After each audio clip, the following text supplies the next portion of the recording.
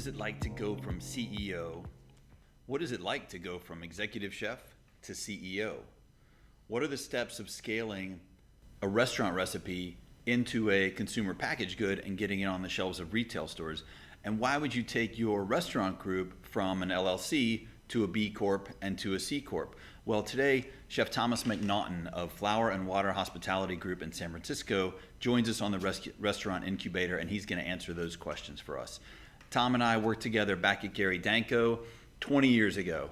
He also worked at La Folie and at Quent's in San Francisco, some of San Francisco's iconic restaurants, and then he went on to found another of San Francisco's iconic restaurants, Flour and Water, down on a corner of the Mission where nobody was going to eat 16 years ago.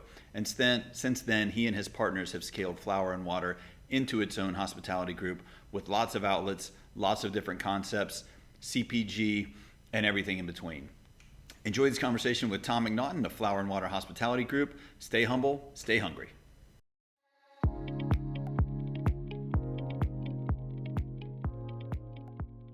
Chef Thomas McNaughton, welcome to the Restaurant Incubator, brought to you by the Industry Standard. Welcome to the podcast. Tell us where you are. Tell us who you work for.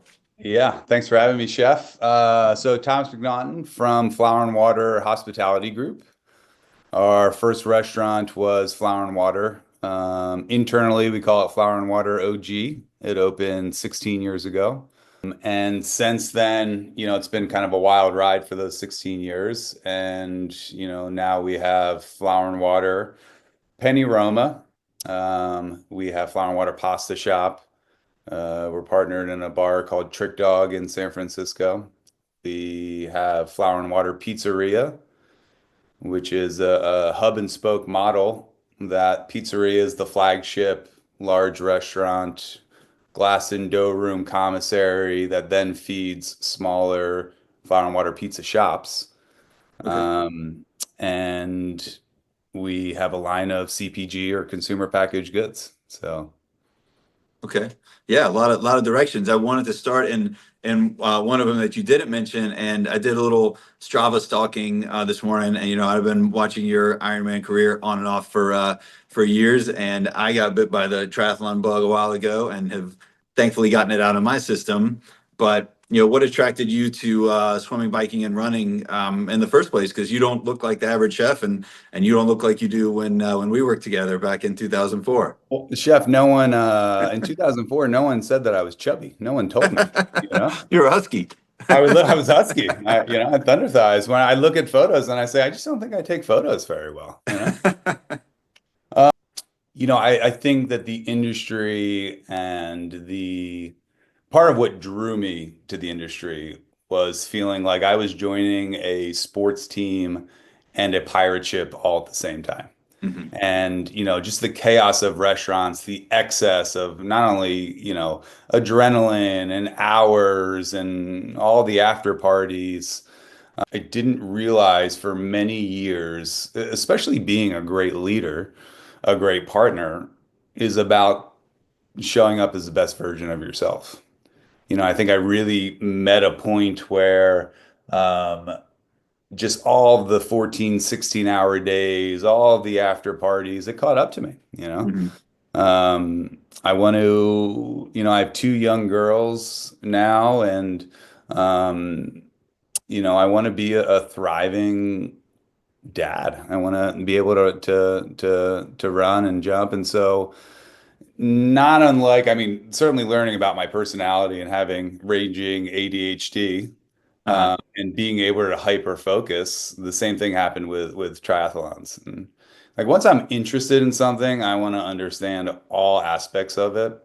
And there is a inner grit that comes out that I want to challenge myself and I want to push. And restaurants, triathlons, it's this double-edged sword of both, or the duality of mental and physical, mm-hmm. and how they come together. So mm-hmm. I caught the bug.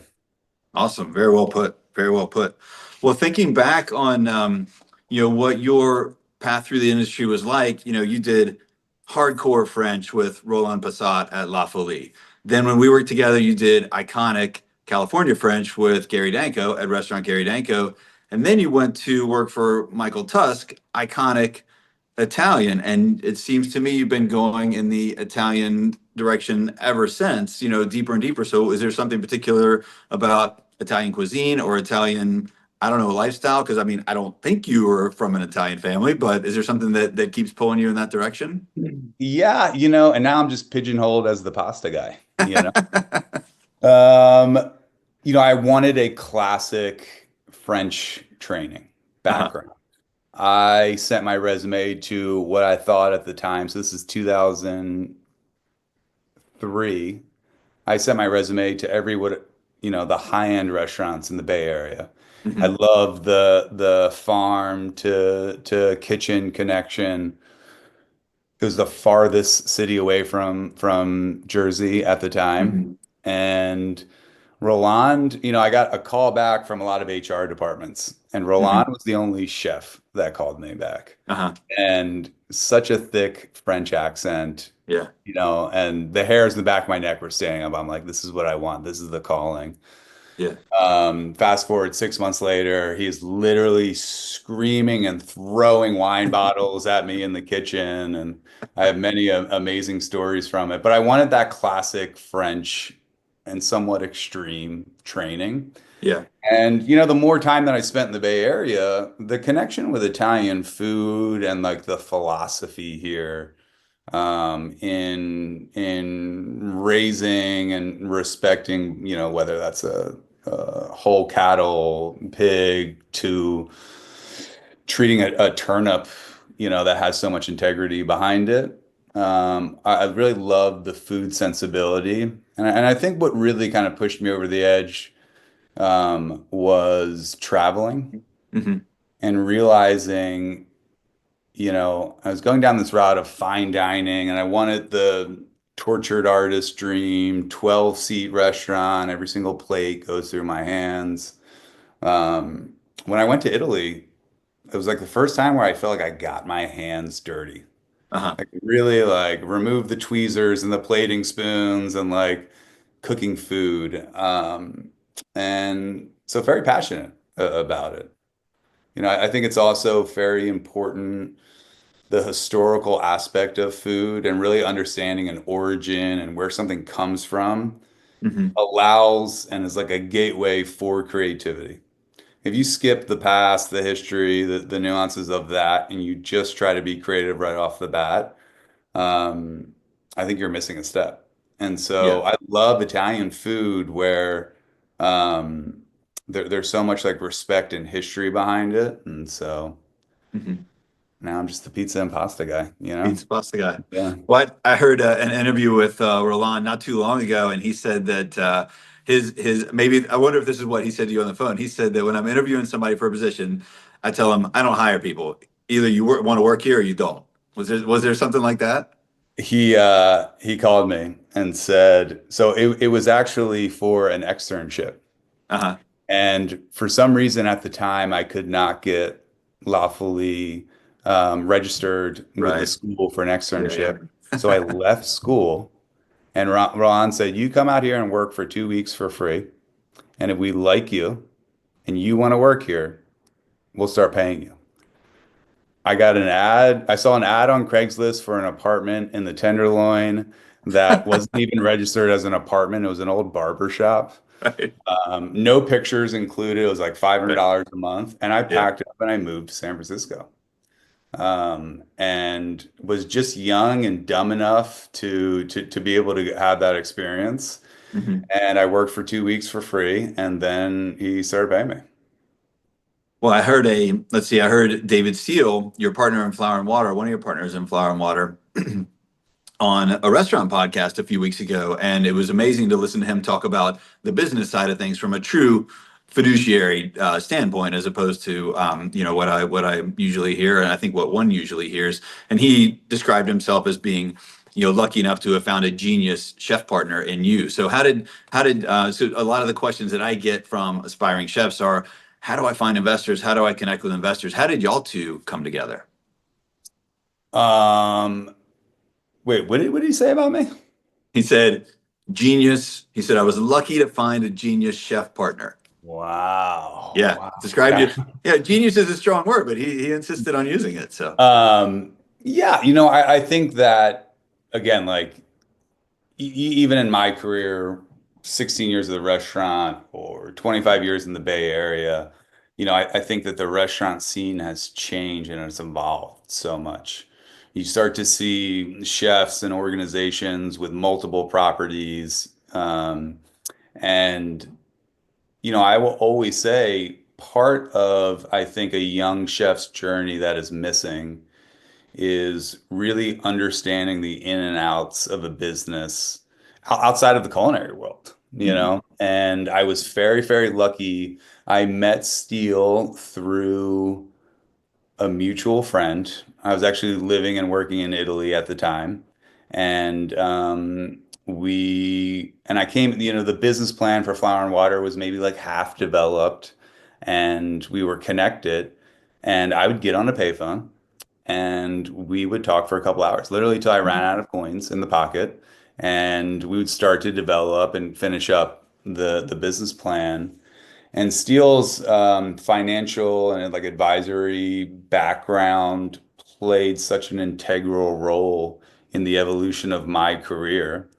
And from day one, we our fiduciary responsibility it was at the forefront. We are taking people's money and we are gambling with it, right? Mhm. And we took that very, very seriously. And I will say that one of the nicest compliments to this day that we get from investors is that our line of communication is greater than most. Like we take it really, really seriously. And so very, very fortunate to find Steele and then evolve the company with him. Yeah, that's amazing because most of those investors that you're describing are smart enough to know that they should not be gambling by investing in restaurants. And so, one of the best things that I've always thought that we can do for guests in the restaurant is to make them feel smart. And if you can make your investors feel smart by investing with you, that's Yeah. unbelievable. Yeah. Well, when And it, maybe we could touch on it later, but we went through a transition where, the time of the pandemic, which I'll have to like kind of move past and it's hard, but it's hard to not bring it up, Mhm. was this amazing pause in our company. And I will say, I will pinpoint that the pandemic was instrumental on how we show up today because it was this amazing time of pause where we just were able to analyze what's happened in the past, what's happening now, how do we want to show up in the future. And the structure of the company is very, very different, where pre-pandemic we had each restaurant was an LLC. That is a different type of investor that as we're weeks away. I've been saying this for months now, but we're Uh-huh. weeks away from being a certified B Corp. And so we're a corporation now, which is a wildly different investment and overall Mhm. structure. Hey, y'all, the stated mission of the Restaurant Incubator is to help you realize your dreams of restaurant ownership, entrepreneurship. So, for you aspiring chefs out there, if you are looking at your own project and you need a boost with the business side, with the financial planning side of things, click that first link in the show notes. I can help you out. And so tell us, I just learned and have just been reading up on what B Corp means. So why is that particular structure important to y'all's company and your larger mission? I think that growth can be scary, but growth is also like this kind of like dirty secret. Yeah. And you know, for So fast forward, B Corp is really just meeting high standards of social and environmental performance, Hmm. accountability, and transparency. You're Hmm. literally passing a test and saying, hey, as a company, we show up, how we treat our employees, how we source all paper goods, ingredients. Um, uh, Transparency was always one of our key values in the company, and going in through the transition of a B Corp, really highlighted that for us. Hmm. But we also want to grow, Yeah. and growth. Listen, we're about to launch, so our CPG side, we have four SKUs of dried pasta. In 2 months, we're launching a line of frozen pizza. And when we first met, if you said, "Hey, Tom, I'm working on a line of frozen pizza," I'd be like, "Sell out, man." But really, all the impact that we want. So regenerative agriculture is a huge part of the core of our driving force. Mhm. A little 12-seat restaurant, how much impact can you truly have? You're seeing Yeah. 12 guests a night, right? Yeah. I want to be a huge part of the conversation about how wheat is grown in America, Hmm. particularly Durham, semolina. To have impact on that, we need to be a part of volume. So Yeah. it's not like we're a sellout frozen pizza. We're problem solving to say, can we make a product that is incredibly clean, that has the right source ingredients, that can have a larger impact in America? So Hmm. tangent, I forget the question, Chef. No, no, that's interesting. That brought up something that touched on the word growth, and it is a scary and some it is a scary word, and it is sometimes sometimes a self-defeating word, I think, for entrepreneurs and small ones, and it's something that I've been afraid of in the past, and I'm afraid of in certain ways in the future. But if you think maybe as a free market capitalist, that if you have a good business, it's going to grow until it hits a constraint. And then if you realize that your responsibility to your investors is to give them returns and you are the constraint to growth, then it's kind of bad business on your part not to try and continue that growth. So Yeah, yeah. And um, so one of the things to transition into a B Corp is to become a C Corp. mhm. So we're now a corporation, which means we no longer deal with distributions. Any distributable capital goes back into the business for growth.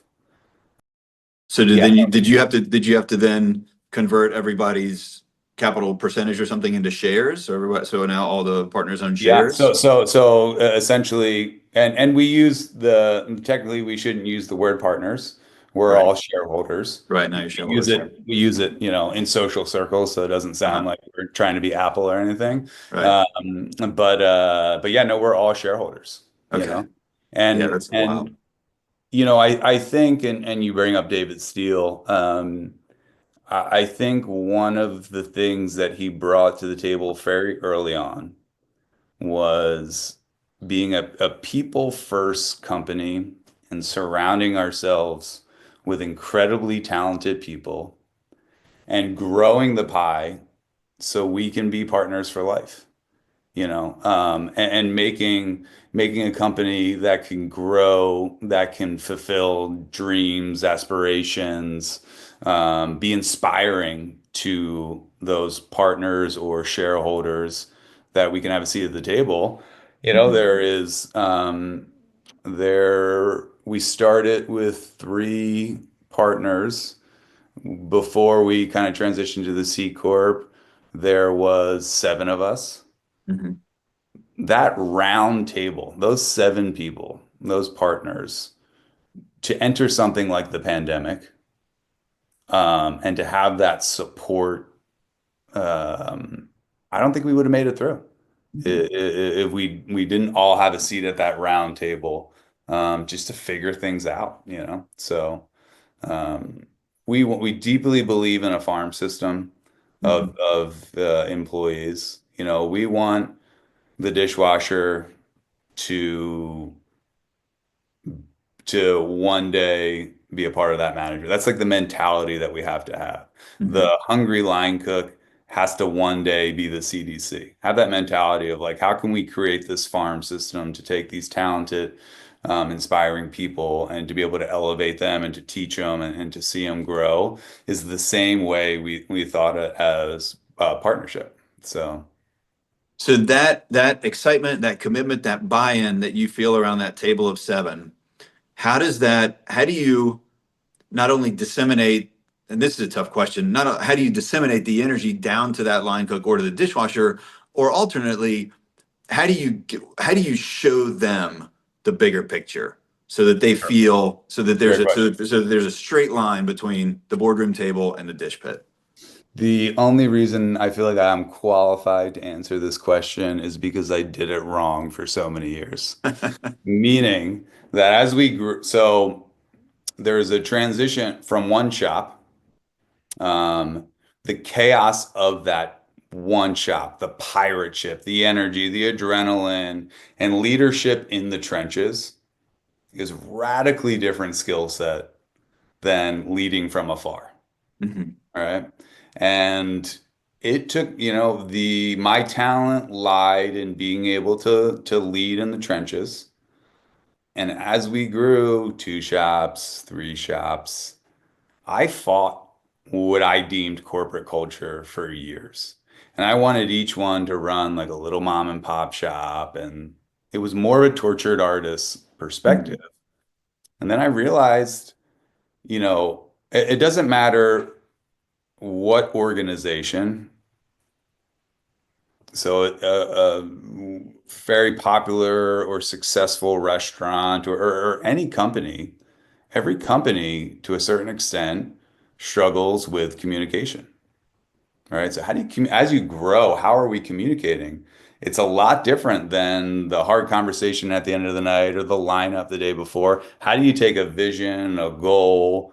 How do we be as transparent as possible and a driving force for everybody in the company? And again, I think the big switch or where we turned the corner was the pandemic, where we had that pause and we shifted our company um, to a structure of objectives and key results. Mhm. We grew organically. A lease came up. We have an employee that wants to do this. We just grew organically. And we now are extremely structured. In every year, we have a list of at least five objectives that we want to hit. What are the key results that we want to see from that? And again, I fought that for so many years. It feels Mhm. too corporately until I saw how I was literally a wall of communication. I was getting in the way of people getting the information that they Mhm. needed because I couldn't be in two places at once or three places. And so, um, yeah, it's a different mindset on communication really at its core. And to get back to it, like what I really thrive on, um, and every partner was very much in line of this, is like that round table discussion. Mhm. Above Flower and Water, we have this really beautiful test kitchen. It's a culinary library and it's really cool. And everyone goes in there thinks that like we go in there and like develop a recipe by myself. Like, mm, I need to sit at a round table and be like, and just bounce ideas off. I want to hear different perspectives. That could be a dish, that could be a practice, that could be something about growth. But to have that round table and like be able to collaborate, someone has to orchestrate that. And I think it's a unique talent and it takes a certain level of confidence collaboration. Mhm. Um, because you have to be confident to hear that you're wrong. You have to be Yeah. confident to hear a different perspective and to be open to that and hopefully ultimately make the right decision. So, So hey, one of the themes that has come up with a couple of other chefs that I've talked to so far has been, and it and I had the same thing. When you as a line cook or you as a sous chef come to me as the CDC or the executive chef with your idea for a dish, you walk in with your dish and you walk out with my dish. So how do you I mean, you have by far more culinary knowledge and expertise and experience than anybody who's going to walk in and present you with anything. So I it's hard to imagine somebody but walking out with so something like I would, I'll disagree on that. okay. I'll disagree on that because, and I always say, one, it's funny that you say that. Our joke is like a line cook will be like, have an idea and like they want to add walnuts to a dish. Uh-huh. And we'll walk out with getting them to add like an olive, like, and it's like the Jedi mind trick of being Right, like, right, oh, right. come on, olives. Yeah. But no, I'll disagree with that because, um, listen, if I was on a station tonight at one of the restaurants down in fucking flames, Brandon, right? Like, I mean, it just wouldn't, it would be, I would be, it'd be really, it would not be pretty. Nice. But if I have an idea for a dish coming off of garmager, Mhm. right? The person that's been working garmager for the last year understands so many different nuances of that station that I just don't see from above. Mhm. Right.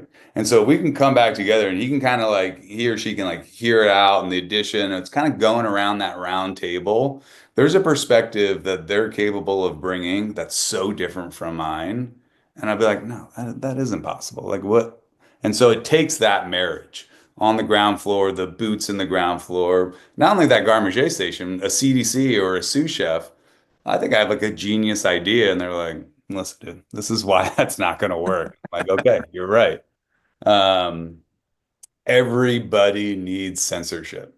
Everyone needs a thought or an idea tailored. Mhm. Um, difficult to do. Yeah. It's Yeah. easy for me to talk about this in a podcast. Mhm. But the best things that we have come up with at any restaurant that I've worked at, we're not. I mean, once in a fucking every 5 years, somebody would get hit by a bolt of lightning. But they were always otherwise collaborative efforts that somebody came with something, and it was clear that fucking burnt leek ash or whatever didn't belong on this dish, and somebody would take it off, and then yeah, and it would strip it down and build it back up. So Yeah. yeah, no, I agree with you about the collaboration. So. But also double-edged sword. And it takes a unique leadership to get through that because if you have 7, 8 people around a round table, like you still need a driving force. You need somebody to push that through because if everyone got their way or everyone got the way that they thought it should be, that's a long, frustrating meeting. Like Mhm. it still needs to be edited and tailored and like pushed forth and a driving force. So. So that brings up an interesting thought. When I was listening to Peter Thiel talk about when he started PayPal and why he thought it worked so well is because he said in a lot of startups and a lot of companies, um, conflicts occur internally when people are working on the same problem or are fighting each other. They're in competition to solve the same problem. So the way that I look at y'all's website and see your different all the different leaders and directors and things you have, and I had to pass a couple background checks and talk to like 4 different people before I got to talk to you. But It's um, all smoke and mirrors, man. It's but all how do you? smoke and mirrors. But That was what's just that? me doing different voices on the phone, Brandon. Oh, wasn't. But clearly you have everyone's lanes properly defined, and so what does that collaboration look like? Does everybody trusted to do their own thing and then bring it and present, and then one person gets final say? Like, are there certain decisions that you have to make unanimously? Yeah. Well, one, the beginning of that question is so brilliant and I think so important for people in the restaurant industry is you started with an example from PayPal. Hmm. And we have always looked outside of our industry for Hmm. inspiration. And it's funny that you don't see that a lot within the restaurant world. And so that is where you get blinders. It's interesting to like travel to cities and see like how menus and like you can just see that like that particular city, an idea gets like passed around. You can kind of see a little bit of blinders. And then Yeah. even with restaurants, like there's probably one linen company that has 4 options, for the linen that goes on the tables. And you can start to see like a narrowing. I love looking outside of our own industry for best practices and inspiration.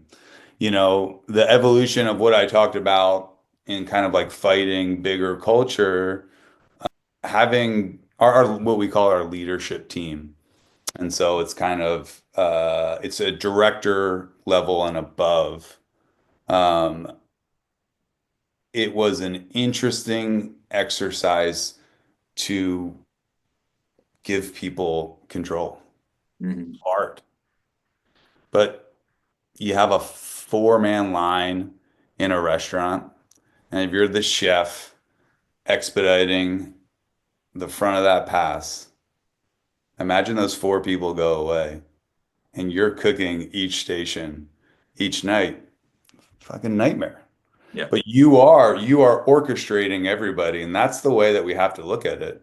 And so ultimately, and this is like, I get a lot of imposter syndrome around this, but I'm expediting and I have amazing leaders that need a sense of autonomy, but ultimately I have to expedite everything. I have to make sure that it's flowing in the right direction.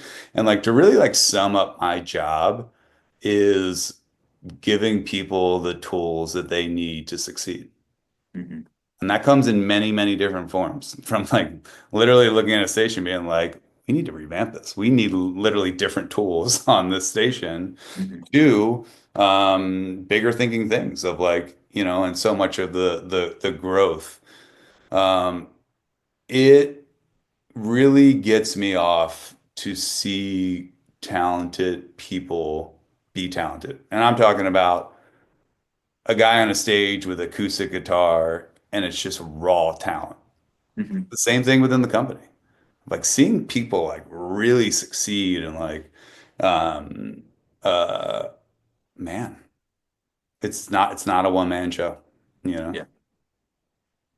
Well, so from the outside, at least from where I was, I don't remember if I was in Napa Valley or San Francisco or New Orleans at the time, but from the outside, it looked as if y'all picked an odd location for the OG Flour and Water. I mean, it was in a part of the mission that was, it seemed less than ideal, and then maybe it felt slow to y'all, but from the outside, it looked like in short order you had almost an entire ecosystem of F&B down there. So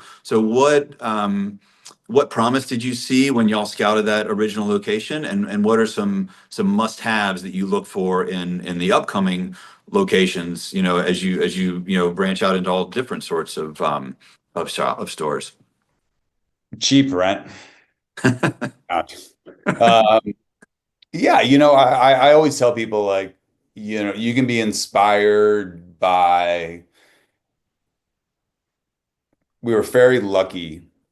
Flower and Water, the OG, was a roller coaster ride from the very beginning. It was like this insane rocket ship.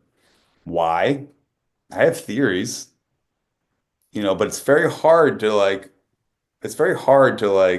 make like to quantify what aspects of it, right? Mhm. And the you can't just say, hey, do these 10 things and you're gonna crush it, right? Right. No, there's some true zeitgeist there for Flour and Yeah. Water. It was it was a it's an interesting neighborhood that it's kind of between. It's like in between the Mission and Potrero Hill. 20th Street's this dividing line where south of it's all old Victorians, but north of 20th Street, it's all these like industrial buildings. Yeah. Um, and also a good chunk of our restaurants are on a 2 block radius, right? And what you see it now, it's like it's changed and it's grown so much, and all these amazing restaurants that like kind of entered around it. Um, I joke around by saying cheap rent. We opened, we raised less than $600,000 to open Flour and Water. And we opened in 2009. Uh-huh. So it's at the tail end of a recession. Yeah. Um, our rent was like absolutely nothing. Yeah. And we raised like 600, and I think at the end we still had like $80,000 in the bank. So just a Nice. little bit more than like you can't do it. I mean, Right. everything was used equipment. Part of the concept was our lights, candles everywhere, and the music a little bit too loud. Like part of that was because it wasn't necessarily the most beautiful dining room, Right. like we didn't really invest in it. Mhm. Um, the recession was there, so there wasn't a lot of restaurants that were opening. And so I actually think that allowed us to have a little bit more of a magnifying glass on what we were doing. Um, we looked at the location as saying, um, can it be a destination? Will people travel here? Um, a huge part of it is luck, Mhm. but I really believe like when you are prepared, there's so many different versions of the saying, but like if you're equipped, if you're prepared, luck finds you. It just means you're ready for it. Yeah. So as y'all, became well known for your pasta, famous for your pasta, describe to us what is the actual process of taking something that is a restaurant recipe into a CPG, into something that is go on the shelves at Whole Foods or wherever. So Yeah. do you have to change the recipe to certain ingredients to stuff that's pasteurized? And do you have to get it tested? Do you have to, how does that, I assume you don't make it or package it on site, but I don't know.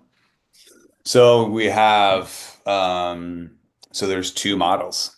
And so our dried pasta is we work with there's only four organic mills in all of America that will mill semolina. Hmm. And so the product that's in a box at the grocery store is the exact same spec that we extrude at the restaurant, but it's literally flour and water. And so, like the process is a little bit easier that we just have flour and water. Uh-huh. Um, and so incredibly proud of where we got it in that box. Hmm. And the it was an interesting journey to go down. And from having like 30 dried pastas that we're testing and looking for like nuances between all these different companies. What a lot of people don't really realize, Barilla or any of those big ones that you see at the grocery store, Hmm. majority of that wheat is grown in North America. It's North American Durham semolina.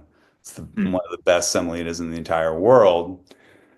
They buy it up, they ship it back to Italy, they package it as an Italian product to have like Okay. all the ethos, and then behind Yeah. it, it's North American Durham semolina. Crazy. And I'm not saying that it's an easy, but it's easier because it's just flour and water, and for us Mhm. to hit our specs. And again, we want impact on that Durham semolina, and so we want it to be at volume. That's a different game to crack. It's $6 a box, right? And it sits next to $1.99. I go into Whole Foods so we're in like 350 stores right now. My two Mhm. girls hate going to the grocery store with me because I'll walk down the pasta aisle and I'll be like, flour and water has pasta here.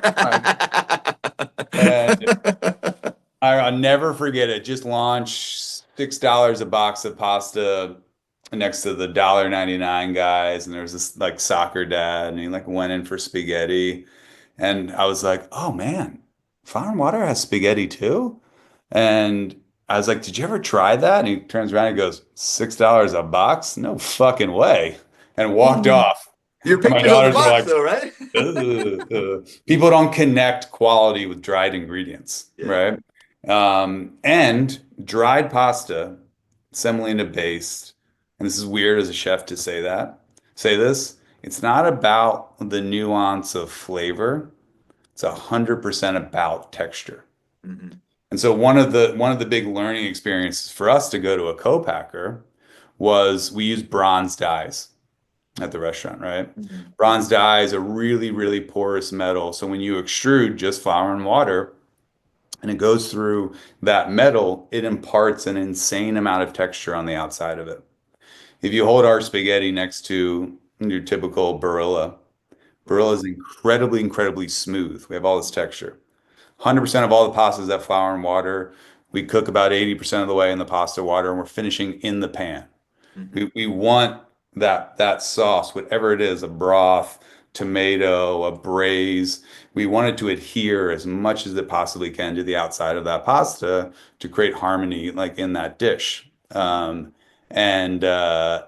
not realizing, we just thought, well, bronze dyes are really expensive. It's really porous. So like, they can have bits that are stuck in them. It's really hard and like expensive to replace them.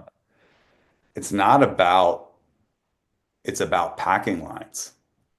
And so most big boy companies will use Teflon inserts, not because the bronze dye is so expensive, it's because like time is money on these packing lines. And when you have a really coarse product, it's very difficult to send it down a packing line into a box. So when you use Teflon inserts, it makes a really smooth product, just shoots down a packing line, shoots in the box. All these like lessons are coming through with that. And at the same time, we wanted to develop a frozen pizza. And like I lived above Flour and Water for 13 years. Mm-hmm. So as an adult, I didn't realize like how bad frozen pizza is, the product. Uh-huh. And we could not find a co-packer to meet the standards, even come close to what we want to develop. And so we have a co-packer for dried pasta. And as we launch the frozen pizza this summer, we built our own little mini factory. Um, Factory might make it sound a little bit more advanced than it actually is, but so we're self-producing for the frozen pizza because we couldn't find a co-packer to meet our standards. Wow. So we had both models going, Uh-huh. and both have there's pluses and minuses Yeah. to both. So Crazy. Wow, I had no idea about the process for the frozen pizza. That's yeah. intense. And so Well, we use the same. So really for a product like that, zero stabilizers. So I'm extra ranty today. no, let it rip. Sorry. To meet, so a frozen product is radically different than a dried one, right? And time is money. So the faster that you can make something, the cheaper. Red Baron shows on the shelf for a couple of bucks. Um, Anytime you involve hands, it's going to become a more expensive product. How do we position ourselves as a premium product on that shelf? It's very difficult to train people in that realm of dried, right? They don't look at dried beans and say, hey, I want to spend more splurge on it. But it's 100% handmade product. It's the exact same process that we make at the restaurant, same stretching, it's the same dough. We ferment that dough for 4 days, which is insane because Yeah. of storage and it's Right. bulk fermented for a day, it goes through. Um, and but we have to invest in freezing that product as fast as possible. Mhm. And so to use flash freezing methods to take it hot out of the oven, so it's a par baked product, Mhm. and flash freeze it as fast as possible. Well, so you have young kids, and I never ate as much pizza in my life as when I did when my kids were young, and they're teenagers now. But when you are when you're going to a birthday party at soccer dad's house with your kids, and is there a place in your life for utility pizza? I mean, Flour and Water is clearly artisan Listen, pizza, but what about utility pizza? What do you eat? listen, yeah, if the range is like artisan, handcrafted, 4 day ferment, like high quality over here, and you have bad over here, Uh-huh. the amazing thing about pizza is that there's a place for bad pizza. Right. Yeah. Right. Like it all there's a range, like our dough. So it's, you kind of like go into the hub and spoke model and expansion there. But like if you're, and this is like bad to admit, the soccer party that you have a stack of 20 pizzas that they're going to sit out there for a Mhm. couple of hours, Yeah. ours is not the best product. Right. Right. Yeah. Like you want the stabilizer on that cheese on the shitty pizza. Uh-huh. Like there's a benefit if it's going to sit out for that long, Uh-huh. the high quality cheese, if we bring it to a point like it'll start to piss out fat, because it's not like coated in that stabilizer. Hmm. Uh, there's a place for shitty pizza in the Yeah. world, and there's certainly a range.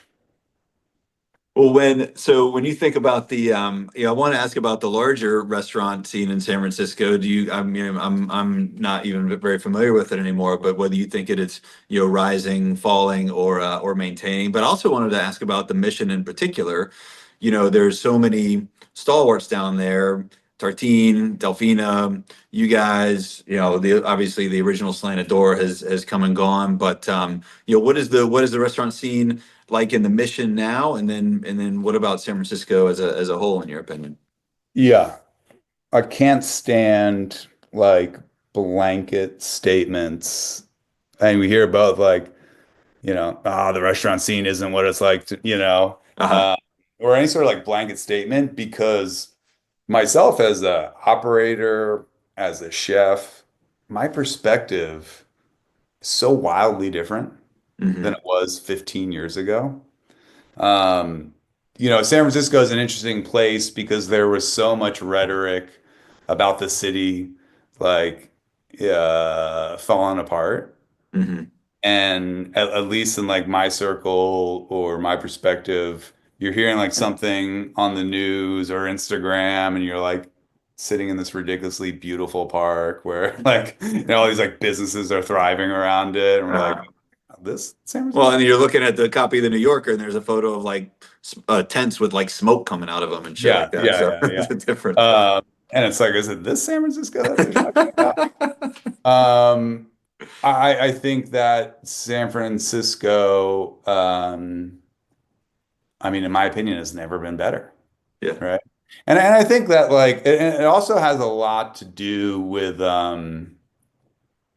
I think cities will grab attention. So like in the culinary scene, it's like pizza is thriving in, fill in the city. Like Portland, the pizza scene is insane right now. Hmm. And like, so like media will like ebb and flow on where they pick up stories. Yeah. 'Cause, someone, a writer the other day was like, is there any good restaurants opening in San Francisco right now? It doesn't really seem like, and it's like, well, like it kind of ebbs and flows in the attention span, Hmm. for national media. I think San Francisco has never been in a better place, Hmm. Um, and it like any major city, to open a restaurant in San Francisco is a difficult thing to achieve. It is a very expensive. There's so much red tape.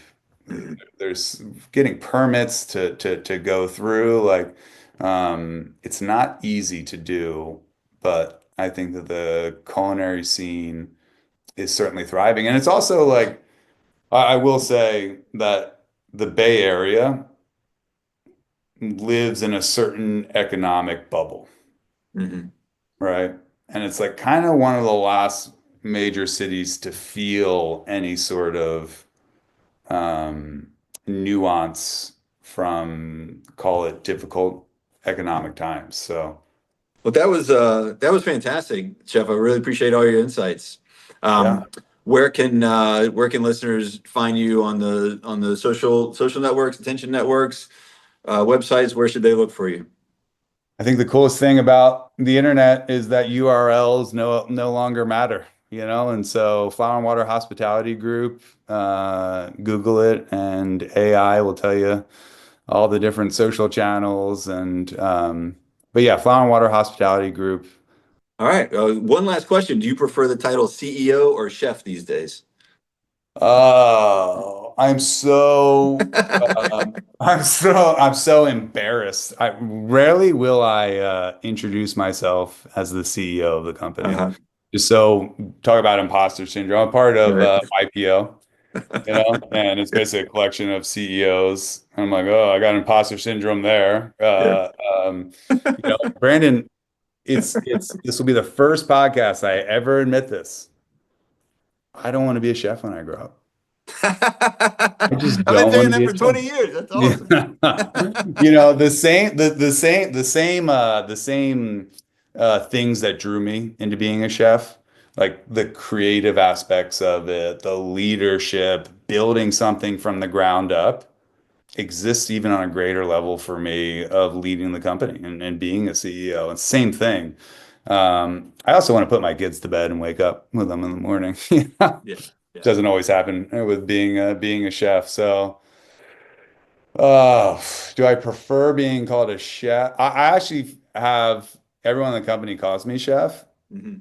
but I'm like, I don't know where my knife roll is. Yeah. I don't think I own a pair of kitchen clogs anymore.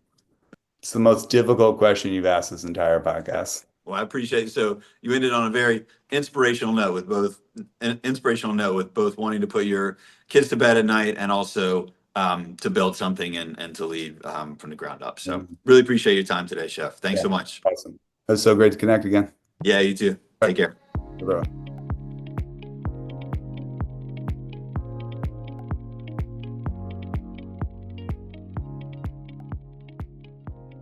Hey, y'all. Thanks for listening to the Restaurant Incubator again today. Please give us 5 stars on Apple. Give us 5 stars on Spotify. You would be surprised how far your rating goes in helping an underdog podcast like ours succeed. Stay humble. Stay hungry. See you soon.